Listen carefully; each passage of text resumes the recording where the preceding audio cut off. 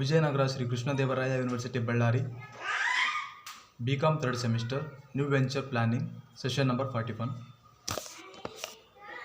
In these sessions we are going to discuss about the search for entrepreneur capital, informal risk capital, learning objectives. ಈ ಒಂದು ಟಾಪಿಕ್ನ ಕಲಿಕೆಯ ಉದ್ದೇಶಗಳು ಬಂದ್ಬಿಟ್ಟು to explain the basic stages of venture finding, to discuss the informal risk capital market, to discuss the nature of venture capital industry and the venture capital decision process. ಅಂದರೆ venture capital invest ಮಾಡೋದ್ರ ಬಗ್ಗೆ ಒಂದು ಪ್ರಕ್ರಿಯೆ ಬಗ್ಗೆ ಯಾವ ರೀತಿ ನಾವು ನಿರ್ಧಾರ ತಗೊಳ್ಬೇಕು ಅನ್ನೋದು ನಾವು ನೋಡ್ತೀವಿ. To learn more about available risk capital sources, to explain all aspects of valuing a company. Learning outcomes. This study explores a model of venture investing developed from the literature on informal venture capital research in the setting of angel investing.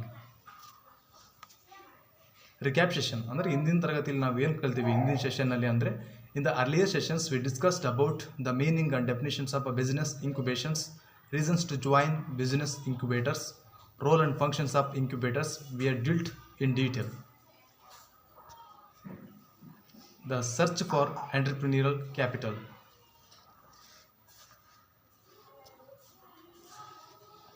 Informal risk capital.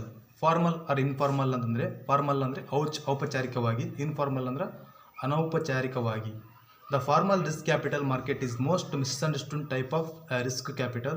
It consists of a virtually invisible group of wealthy investors, often called business angels, who are looking for equity type of investment opportunities in a wide variety of entrepreneurial ventures, typically investing anywhere from $10,000 to $5 lakh.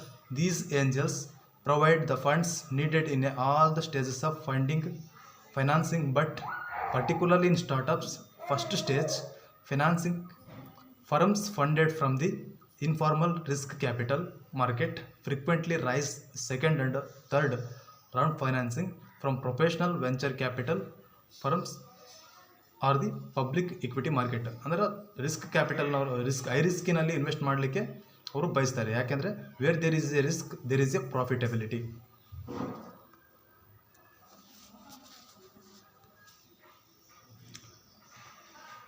Business angels, individuals educated, experienced in startups, expected to play an active role in your venture. Investment range ಯಾವ ಥರ ಇರ್ತದೆ ಅಂದರೆ business ಏಂಜಲ್ಸ್ದು investment range ಯಾವ ಥರ ಇರುತ್ತೆ ಅಂದರೆ $10,000 to $5 lakh. Provide first stage financing less than the 5 years. Stages of business development funding. Entry stage financing, seed capital ಅಂತ ನಾವು ನೋಡ್ತೀವಿ. Relatively small amount to prove concepts and feasibility studies. Startup ಅಂದರೆ ಪ್ರಾರಂಭ ಹಂತದ ಒಂದು ಉದ್ಯಮಗಳಂತ ನಾವು ಕರಿತೀವಿ. Product development and initial marketing, but with commercial sales at funding to actually get commercial operations. Expansion or development financing ಅಂತ ನಾವು ನೋಡ್ತೀವಿ. ಎಕ್ಸ್ಪ್ಯಾನ್ಷನ್ ಆ್ಯಂಡ್ ಡೆವಲಪ್ಮೆಂಟ್ ಫೈನಾನ್ಸಿಂಗ್ ಅಂದರೆ ವಿಸ್ತರಿಸುವುದು ಅಥವಾ ಒಂದು ಉದ್ಯಮವನ್ನು ಅಭಿವೃದ್ಧಿಪಡಿಸುವಲ್ಲಿ ಹಣಕಾಸು. ಸೆಕೆಂಡ್ ಸ್ಟೇಜ್ ಬಂದುಬಿಟ್ಟು working capital for initial growth ಅಂತ ನೋಡ್ತೀವಿ. ವರ್ಕಿಂಗ್ ಕ್ಯಾಪಿಟಲ್ ಅಂತಂದರೆ ಒಂದು ಬಿಸ್ನೆಸ್ನಲ್ಲಿ ದಿನನಿತ್ಯ ಮಾಡುವಂಥ ಖರ್ಚುಗಳನ್ನು ನಿಭಾಯಿಸುವುದಕ್ಕಾಗಿ ಒಂದಿಷ್ಟು ಕ್ಯಾಪಿಟಲನ್ನು ಅವರು ಮೇಂಟೈನ್ ಮಾಡಿರ್ತಾರೆ. Working capital for initial growth pace but no clear profitability or cash flow yet. Third stage ಬಂದುಬಿಟ್ಟು major expansion for company with a rapid sales growth. Company is at break even or positive profit levels but is still private. Fourth stage ಬಂದ್ಬಿಟ್ಟು bridge financing to prepare company for public offering ಅಂತ ನೋಡ್ತೀವಿ. Acquisition and leveraged buyout financing ಅಂತ ನಾವು ನೋಡ್ತೀವಿ. Traditional acquisitions ಅಂತ ಇದರಲ್ಲಿ ನಾವು traditional acquisitions, leveraged buyouts and going private ಅಂತ ನಾವು ನೋಡ್ತೀವಿ. ಟ್ರೆಡಿಷ್ನಲ್ ಅಕ್ವಿಜಿಷನ್ಸ್ ಬಂದುಬಿಟ್ಟು assuming ownership and control of another company. ಇನ್ನೂ ಇತರೆ ಒಂದು ಕಂಪನಿಯ ಒಂದು ಓನರ್ಶಿಪ್ನ ಅಕ್ವೈರ್ ಮಾಡಿಕೊಳ್ಳುವಂಥ ಒಂದು ಪದ್ಧತಿಗೆ ನಾವು ಟ್ರೆಡಿಷ್ನಲ್ ಅಕ್ವಿಜಿಷನ್ಸ್ ಅಂತೇಳಿ ಕರಿತೀವಿ. Leveraged buyout leveraged buyout means a management of a company acquiring company control by buying out the present owners. Going private ಅಂದರೆ some of the owner managers of a company buying all outstanding stock, making the company privately held. ಆ ಕಂಪನಿಯ ಒಂದು ಎಲ್ಲ ಸ್ಟಾಕನ್ನು purchase ಮಾಡೋದ್ರ ಮೂಲಕ ಆ ಓನರ್ಶಿಪ್ಪನ್ನು ತಗೊಳ್ಳೋದಕ್ಕೆ going private ಅಂತೇಳಿ ನಾವು ಕರಿತೀವಿ. Financing the business. Criteria for evaluating financing alternatives, amount and timing of funds required, projected company sales and growth. Going public. Selling some part of a company by registering with the Securities and Exchange. Going public. Selling some part of company by registering with the Securities and Exchange Commission. Provides the company with financial resources, a relatively liquid investment vehicle. Deal structure ಅಂತ ನಾವು ನೋಡ್ತೀವಿ. Increase care about rate of return, ಅಂದರೆ ನಮ್ಮ ಹೂಡಿಕೆಗೆ ಸಿಗುವಂತಹ ಒಂದು rate of return. Time and form of return, ಅಂದರೆ ಯಾವಾಗ ನಾವು ಹೂಡಿಕೆ ಮಾಡಿದ್ದು ಯಾವಾಗ ನಮಗೆ ರಿಟರ್ನ್ ಆಗ್ತದೆ ಅಂತ ನಾವು ನೋಡ್ತೀವಿ. Amount of control desired and perception of risk ಬಗ್ಗೆ ನಮ್ಮ ಹೂಡಿಕೆದಾರರ ಒಂದು ಗ್ರಹಿಕೆ ಯಾವ ಥರ ಅಂತ ನಾವು ನೋಡ್ತಾ ಹೋಗ್ತೀವಿ. Entrepreneur care about degree and mechanisms of control, amount of financing needed.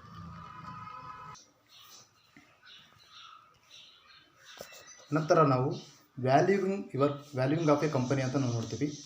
ಅದರಲ್ಲಿ ರೇಷಿಯೋ ಬೇಸಿಸ್ ಮೇಲೆ ಒಂದು ಕಂಪನಿಯ ವ್ಯಾಲ್ಯೂನ ಮಾಡ್ತಾ ಹೋಗ್ತೀವಿ. ಒಬ್ಬ ಮನುಷ್ಯನ ಆರೋಗ್ಯ ಹೇಗಿದೆ ಅಂತ ನಾವು ತಿಳ್ಕೊಳ್ಬೇಕಾದ್ರೆ ಒಬ್ಬ ವೈದ್ಯ ಅವನ ನಾಡಿ ಮಿಡಿತನ ಚೆಕ್ ಮಾಡ್ತಾ ಹೋಗ್ತಾರೆ. ಆ ನಾಡಿ ಮಿಡಿತದಿಂದ ಅವನ ಹೆಲ್ತ್ ಕಂಡೀಷನ್ ಹೇಗಿದೆ ಅಂತ ಅವನು ಹೇಳ್ತಾ ಹೋಗ್ತಾರೆ. ಹಾಗೆಯೇ ಒಂದು ಕಂಪನಿಯ ಒಂದು ಪೊಸಿಷನ್ ಅಥವಾ ಒಂದು ಉದ್ಯಮದ ಹಣಕಾಸಿನ ಸ್ಥಿತಿಗಳು ಹೇಗಿದ್ದಾವೆ ಅಂತ ನಾವು ನೋಡಬೇಕಾದ್ರೆ ಅದರ ಒಂದು ರೇಷಿಯೋಗಳ ಬಗ್ಗೆ ನಾವು ಸ್ಟಡಿ ಮಾಡ್ತಾ ಹೋಗಬೇಕಾಗ್ತದೆ. ಮೊದಲನೇದಾಗಿ ಲಿವರೇಜ್ ರೇಷಿಯೋನಲ್ಲಿ ನಾವು ಡೆಪ್ಟ್ ರೇಷಿಯೋ ಅಂತ ನೋಡ್ತೀವಿ. ಅಂದರೆ ಒಂದು ಕಂಪನಿಯ ಸಾಲ ಯಾವ ಥರ ಇದೆ, ಆ ಸಾಲದ ಬಗ್ಗೆ ನಾವು ತಿಳ್ಕೊಬೇಕಾದ್ರೆ ಟೋಟಲ್ ಲಯಬಿಲಿಟೀಸ್ ಅಂದರೆ ಕಂಪನಿಯ ಒಂದು ಹೊಣೆಗಾರಿಕೆಗಳು ಡಿವೈಡೆಡ್ ಬೈ ಟೋಟಲ್ ಅಸೆಟ್ಸ್, ಕಂಪನಿಯಲ್ಲಿ ಎಷ್ಟು ಹೊಣೆಗಾರಿಕೆ ಇದೆ, ಎಷ್ಟು ಆಸ್ತಿಗಳಿದೆ ಅನ್ನೋದು ನಾವು ಡಿವೈಡೆಡ್ ಬೈ ಮಾಡಿದಾಗ ನಮಗೆ ಒಂದು ಡೆಪ್ಟ್ ರೇಷಿಯೋ ಸಿಗ್ತದೆ. ಡೆಪ್ಟ್ ಈಕ್ವಿಟಿ ರೇಷಿಯೋ, ಈಕ್ವಿಟಿಗೆ ಸಂಬಂಧಪಟ್ಟಂತೆ ಹೇಗೆ ಎಷ್ಟು ಡೆಪ್ಟ್ ಇದೆ ಅಂತ ನಾವು ತಿಳ್ಕೊಬೇಕಾದ್ರೆ total liabilities divide by stake holders equity. Stake holders ಅಂದರೆ ಅಲ್ಲಿ ಎಲ್ಲ ಇನ್ವೆಸ್ಟರ್ಸು ಬಂದರು, ಆಲ್ ಟೈಪ್ಸ್ ಆಫ್ ಇನ್ವೆಸ್ಟರ್ಸ್ ನಾವು ಸ್ಟೇಕ್ ಹೋಲ್ಡರ್ಸ್ ಅಂತೇಳಿ ಕರಿತೀವಿ. ಪ್ರಾಫಿಟಬಿಲಿಟಿ ರೇಷಿಯೋ ಅಂದರೆ ಒಂದು ಕಂಪನಿಯ ಪ್ರಾಫಿಟ್ ಲಾಭ ಹೇಗೆ ಗಳಿಸ್ತಾ ಇದೆ, ಲಾಭ ಹೇಗಿದೆ ಅಂತ ನಾವು ತಿಳ್ಕೊಳ್ಬೇಕಾದ್ರೆ ಮೊದಲನೇದಾಗಿ net profit equals to net profit divided by net sales. ಒಂದು ಕಂಪನಿಯ ನೆಟ್ ಪ್ರಾಫಿಟ್ ಅಂದರೆ ನಿವ್ವಳ ಲಾಭ ನಾವು ತಿಳ್ಕೊಬೇಕಾದ್ರೆ net profit divided by net sales ಮಾಡಿದರೆ ನಮಗೆ ಆ ಕಂಪನಿಯ ಒಂದು ನೆಟ್ ಪ್ರಾಫಿಟ್ಟು ಸಿಗುತ್ತಾ ಹೋಗುತ್ತೆ. ರಿಟರ್ನ್ ಆನ್ ಇನ್ವೆಸ್ಟ್ಮೆಂಟ್ ಮೇಲೆ ಯಾವ ಇನ್ವೆಸ್ಟ್ಮೆಂಟ್ ಮಾಡೋದ್ರಿಂದ ಎಷ್ಟು ರಿಟರ್ನ್ ಬರುತ್ತೆ ಅಂತ ನಮಗೆ ಗೊತ್ತಾಗಬೇಕಾದ್ರೆ return on investment equals to net profit divided by total sales. ನಾವು ಟೋಟಲ್ ಸೇಲ್ಸ್ನ ಅವು ಹಾಕಿ ಕ್ಯಾಲ್ಕುಲೇಟ್ ಮಾಡಬೇಕು.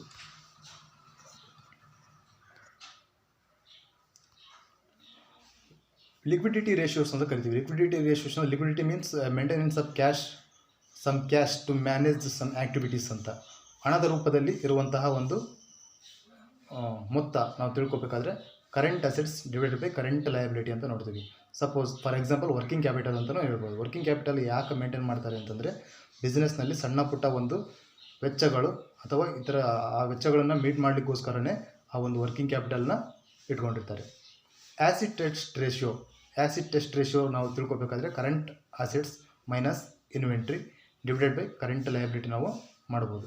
Activity collection period equals to accounts receivable divided by average daily ಸೇಲ್ಸ್ನ ನಾವು ಮಾಡಿದಾಗ ಆ್ಯಕ್ಟಿವಿಟಿ ರೇಷಿಯೋ ಗೊತ್ತಾಗುತ್ತೆ. Non monetary aspects that affects a valuation ಅಂದರೆ ಹಣದಿಂದ ವ್ಯಾಲ್ಯೂ ಮಾಡೋಕ್ಕೆ ಆಗದೇ ಇರುವಂಥ ಕೆಲವೊಂದು ಆಸ್ಪೆಕ್ಟ್ಸ್ಗಳು ಈ ವ್ಯಾಲ್ಯೂಯೇಷನ್ಗೆ ಎಫೆಕ್ಟ್ ಆಗ್ತಾ ಹೋಗ್ತವೆ. Nature and history of business, ಒಂದು ವ್ಯವಹಾರದ ಲಕ್ಷಣ ಹಾಗೂ ಅದರ ಇತಿಹಾಸ ಅಂದರೆ ಪ್ರೀವಿಯಸ್ ಇಯರ್ದ ಒಂದು ಪರ್ಫಾರ್ಮೆನ್ಸು ಕೂಡ ಒಂದು ವ್ಯಾಲ್ಯೂ ಮಾಡುವಾಗ ಅದ್ರ ಮೇಲೆ ಎಫೆಕ್ಟ್ ಆಗ್ತಾ ಹೋಗ್ತದೆ. ಎಕನಾಮಿಕ್ ಔಟ್ಲುಕ್ಕು, ಒಂದು ಎಕನಾಮಿಕ್ ಸ್ಟೇಟಸ್ ಕೂಡ ಒಂದು ಕಂಪನಿಯ ವ್ಯಾಲ್ಯೂ ಮಾಡಬೇಕಾದ್ರೆ ಒಂದು ಕಂಪನಿಯ ಮೌಲ್ಯೀಕರಣ ಮಾಡುವಾಗ ಪ್ರಭಾವ ಬೀರ್ತದೆ. ಡಿವಿಡೆಂಡ್ ಪೇಯಿಂಗ್ ಕೆಪಾಸಿಟಿ ಅಂದರೆ ಇನ್ವೆಸ್ಟರ್ಗೆ ಲಾಭಾಂಶ ಯಾವ ರೀತಿ ಕೊಡ್ತಾರೆ ಅನ್ನೋದು ಕೂಡ ಒಂದು ಇನ್ಫ್ಲೂಯೆನ್ಸ್ ಆಗುತ್ತೆ. ಅಸೆಸ್ಮೆಂಟ್ ಆಫ್ ಗುಡ್ ವಿಲ್ ಅಂದರೆ it is A reputation of company ಅಂತ ನಾವು ಹೇಳ್ತೀವಿ. It's like A intangible assets. Previous sales of equity, ಒಂದು ಹೋದ ವರ್ಷ ಎಷ್ಟು ಈ ಹಿಂದೆ ಈಕ್ವಿಟಿನ ಸೇಲ್ ಮಾಡಿದೆ ಅನ್ನೋದು ಕೂಡ ಇಂಪ್ಯಾಕ್ಟ್ ಆಗ್ತಾ ಹೋಗ್ತದೆ. Market value of similar companies, stock ಅಂತಂದರೆ ಇದೇ ತರಹದ ಇತರೆ ಉದ್ಯಮಗಳ ಒಂದು ಸ್ಟಾಕ್ನ ಮಾರ್ಕೆಟ್ ವ್ಯಾಲ್ಯೂ ಕೂಡ ಇಲ್ಲಿ ಇಂಪ್ಯಾಕ್ಟ್ ಆಗುತ್ತೆ. Financial ratios measures financial strengths and weakness of the venture, ಒಂದು ಉದ್ಯಮದ ಹಣಕಾಸಿನ ರೇಷಿಯೋಗಳು ಕೂಡ ಇಲ್ಲಿ ಎಫೆಕ್ಟ್ ಆಗ್ತಾ ಹೋಗುತ್ತೆ. General valuation method, venture capital investment in dollar into venture capital investment ownership percentage divided by multiple desired ಅಂತ ನಾವು ನೋಡ್ತೀವಿ. Company projected profit in 5 years into price earnings multiple of comparable company.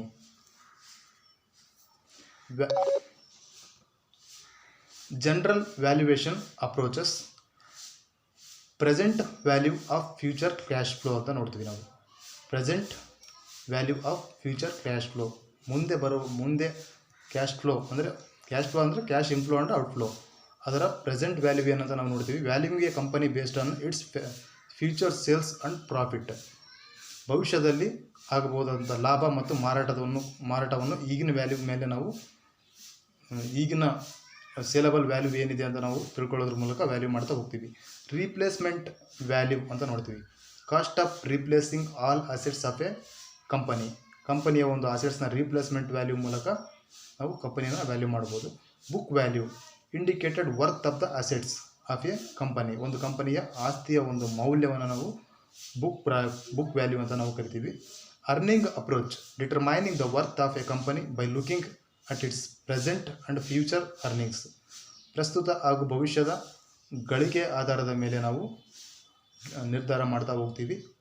Factors approach, using the major aspects of a company to determine the worth. Using the major aspect, ಬಹಳಷ್ಟು ಆಸ್ಪೆಕ್ಟ್ಸ್ಗಳು ಇಲ್ಲಿ ನಮಗೆ ಪ್ರಭಾವ ಬೀರ್ತಾ ಹೋಗ್ತವೆ.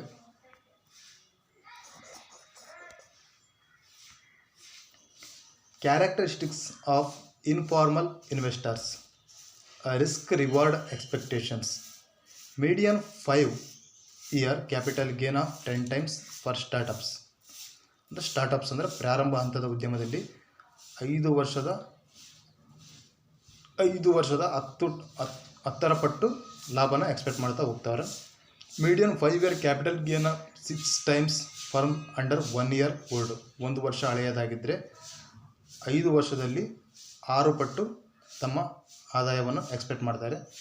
Median of 5 years capital gain of 5 times firm 1 to 5 years old, 1 ರಿಂದ 5 ವರ್ಷ ಹಳೆಯ ಉದ್ಯಮದಲ್ಲಿ ಇನ್ವೆಸ್ಟ್ಮೆಂಟ್ ಮಾಡಬೇಕಾದ್ರೆ 5 ವರ್ಷದಲ್ಲಿ 5 ಪಟ್ಟು ಲಾಭವನ್ನು ಎಕ್ಸ್ಪೆಕ್ಟ್ ಮಾಡ್ತಾರೆ.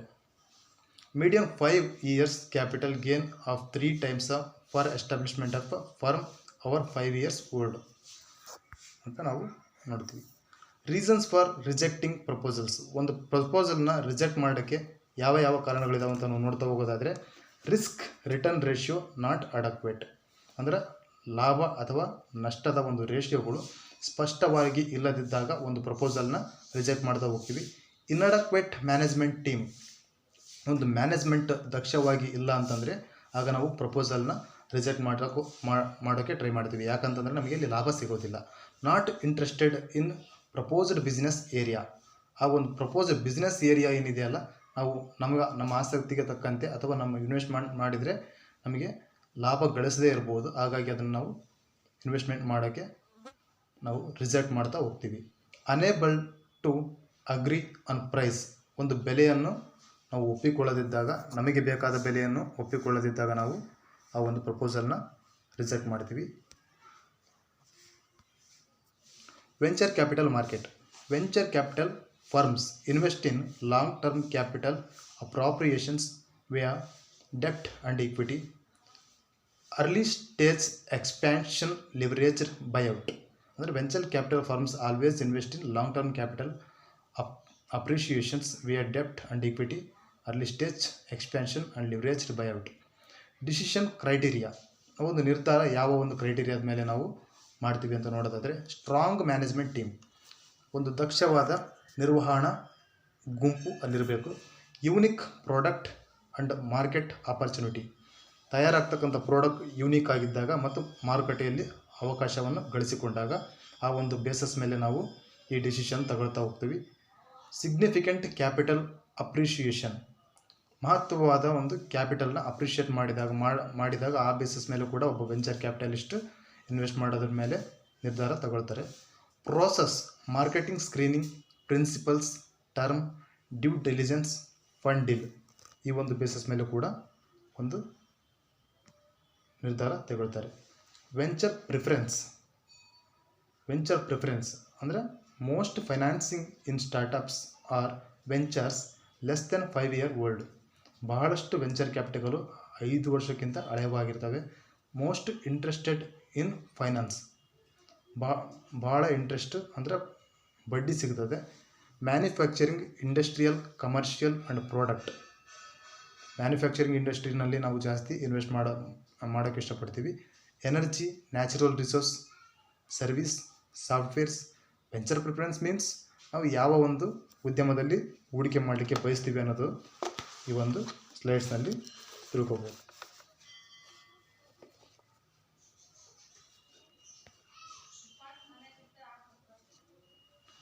Venture capital financing risk and return criteria. Highest risk highest return expected. ನಾನು ಆಗಲೇ ಹೇಳಿದೆ, where there is high risk there is a high profit ಅಂತ ನಾವು ಹೇಳ್ಬೋದು. ಬಂದರೆ ಅದು ಒಳ್ಳೆಯ ಲಾಭ, ಬರದೇ ಇದ್ದರೆ ನಷ್ಟ. ಅರ್ಲಿ ಸ್ಟೇಜ್ ಅಂದರೆ 50% ರಿಟರ್ನ್ ಆನ್ ಇನ್ವೆಸ್ಟ್ಮೆಂಟ್ ಇರ್ತದೆ. ಡೆವಲಪ್ಮೆಂಟ್ ಫೈನಾನ್ಸಿಂಗ್ ಅಲ್ಲಿ 40% ರಿಟರ್ನ್ ಆನ್ ಇನ್ವೆಸ್ಟ್ಮೆಂಟ್ ನೋಡ್ತೀವಿ. ಅಕ್ವಿಜಿಷನ್ ಆ್ಯಂಡ್ ಲಿವರೇಜ್ಡ್ ಬೈಔಟ್ಸ್, ಇದರಲ್ಲಿ ನಾವು 30% rate of return of investment ಅಂತ ನೋಡ್ತೀವಿ. ಲೋವೆಸ್ಟ್ ರಿಸ್ಕ್ ಇದ್ದರೆ ಲೋವೆಸ್ಟ್ ರಿಟರ್ನ್ ನಾವು ಎಕ್ಸ್ಪೆಕ್ಟ್ ಮಾಡ್ತಾ ಹೋಗ್ತೀವಿ. Summary session. Entrepreneurs should look to family and friends for small amounts of financial support as most informal investors provide very small amounts of money and are typically known to the entrepreneur, given that the amounts of funds available from informal amounts are frequently small. Entrepreneur should minimize the amounts of funds needed to get their business started. ಒಂದು ಉದ್ಯಮನ start ಮಾಡಬೇಕಾದ್ರೆ ಅಲ್ಲಿ ಭಾಳಷ್ಟು ನಾವು friends ರಿಲೇಟಿವ್ಸ್ನಿಂದ ನಾವು investment ಮಾಡಿಸ್ಕೊಳ್ಳೋಕೆ try ಮಾಡ್ತೀವಿ. ಯಾಕಂದರೆ ಅವರು informal investors ಅಂತ ಕರಿತೀವಿ. ಅವರು ಸಣ್ಣ ಪ್ರಮಾಣದಲ್ಲಿ ಇನ್ವೆಸ್ಟ್ಮೆಂಟ್ ಮಾಡ್ತಾರೆ, ಸಣ್ಣ ಪ್ರಮಾಣದ ಲಾಭಕ್ಕಾಗಿ ಅವರು ಇನ್ವೆಸ್ಟ್ಮೆಂಟ್ ಮಾಡ್ತಾರೆ ಅಂತ ನಾವು ಈ ಒಂದು ಸಮರಿ ಸೆಷನಲ್ಲಿ ಹೇಳ್ಬೋದು. Second, for those who seeks funds beyond the family, ಅಂದರೆ ಫ್ಯಾಮಿಲಿನ ಹೊರತುಪಡಿಸಿ ನಾವು ನೋಡೋದಾದರೆ friends and colleagues category of informal investors, there is a small pool of potential investors through the average investment is higher. The absolute level of funds available from business angels and the formal ventures capital markets is smaller than the amount available from family, friends and colleagues. Formal ventures funds are not available to most startups, as typically formal venture capital is only available to the small number of startups with the potential to scale very quickly. Informal ಇನ್ವೆಸ್ಟರ್ಸ್ನಿಂದ ನಮಗೆ ಸಿಗ್ತಕ್ಕಂಥ capital ಬಂದುಬಿಟ್ಟು ಒಂದು ಸಣ್ಣ ಉದ್ಯಮಗಳಿಗೆ ಮಾತ್ರ ಇಂಥ capital ಇಷ್ಟು ಅಮೌಂಟ್ ಆಫ್ ಕ್ಯಾಪಿಟಲ್ ನಮಗೆ ಸಿಗುತ್ತೆ. ಮಲ್ಟಿಪಲ್ ಚಾಯ್ಸ್ ಕ್ವಶನ್ಸ್ ಇದ್ದಾವೆ. Innovate entrepreneur face specially issues in raising. ಇಲ್ಲಿ ಡೆವಲಪ್ಮೆಂಟಲ್ ಕ್ಯಾಪಿಟಲ್ ಅಂತ ನೋಡ್ತೀವಿ, ಸ್ಟ್ರಕ್ಚರಲ್ ಕ್ಯಾಪಿಟಲ್ ನೋಡ್ತೀವಿ, ಹ್ಯೂಮನ್ ಕ್ಯಾಪಿಟಲ್, ಸೀಡ್ ಕ್ಯಾಪಿಟಲ್ ಅಂತ ನೋಡ್ತೀವಿ. Second one, positive external trends or changes that provide unique and distinct eligibility for innovating and creating value are called strengths. Option B opportunities, option C weakness and D threats. ನಿಮಗೆ answer ಬಂದುಬಿಟ್ಟು ಕೊನೆಯ ಸ್ಲೈಡ್ನಲ್ಲಿದ್ದಾವೆ, ನೋಡ್ಕೊಳ್ಬೋದು. Why are small business important to country's economy, ಅಂದರೆ ಒಂದು ದೇಶದ ಆರ್ಥಿಕತೆಗೆ ಸಣ್ಣ ಉದ್ಯಮಗಳು ಯಾಕೆ ಬೇಕು ಅಂತ ನಾವು ನೋಡೋದಾದರೆ, they give an outlet for entrepreneurs, they can provide specialist support to larger companies, C they can be innovators of new product ಅಂತ ನೋಡ್ತೀವಿ. ಡಿ ಬಂದುಬಿಟ್ಟು all of the above. Fourth one, a new venture business plan is most important because it helps to persuade others to commit funding to the ventures. B can help demonstrate the variability of a venture. C provides a guide for business activities by defining objectives. All of the above. Which of the following is the recognized disadvantages of the setting up as a startups compared with other routes to market entry?